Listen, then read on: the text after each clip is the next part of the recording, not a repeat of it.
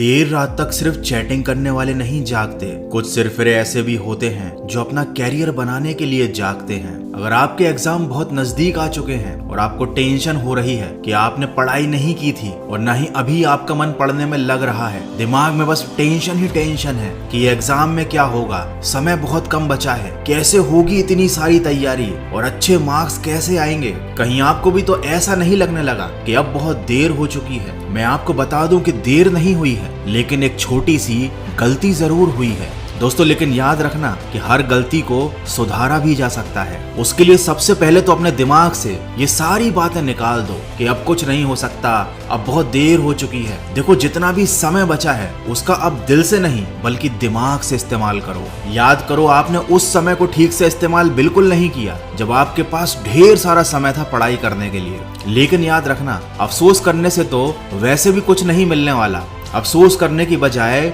जितना थोड़ा समय बचा है उसमें अपनी जान लगा दो। फालतू बातें सोचने में एक सेकंड भी मत गंवाओ। आज मौका है अपने आप को साबित करने का। सोचो कि ये पढ़ाई नहीं एक चुनौती है, ये कोई परीक्षा नहीं बल्कि एक जंग है। और ये जंग भी बहुत छोटी है, क्योंकि जिंदगी में आगे तुम्हें ऐसी परेशानियों का और चुनौतियों का सामना करना पड़ेगा, ऐसी जंग लड़नी पड़ेगी कि तुम्हें समझ में आ जाएगा कि जिंदगी जीना वैसे भी आसान नहीं होता। जो तुम पढ़ाई कर रहे हो ना, वो तुम्हें आने वाले कल के लिए तैयार कर रही है। सोचो, अगर तुम अभी से हार मान गए तो आगे क्या कर पाओगे। इसीलिए भुला दो सारी बातें, सारी फालतू की बातों को अपने मन से निकाल दो। बस दिल से पढ़ाई करने में लग जाओ। अपने लिए ना सही तो कम से कम अपने माँ बाप के लिए, उनके सपनों के लिए पढ़ाई करो, ताकि कल उनको अफसोस ना हो तुम्हारी नाकामयाबी पर, उनको दुख ना हो तुम्हारी गरीबी पर, उन्हें तकलीफ ना हो तुम्हारी बेरोजगारी पर, बल्कि उन्हें एक दिन तुम्हारे ऊपर गर्व होना चाहिए। और गर्व ऐसे ही नहीं होता, उसके लिए बहुत मेहनत करनी पड़ती है। इस एग्जाम में अपने आप को साबित करके दिखाओ कि तुम कुछ भी कर सकते हो।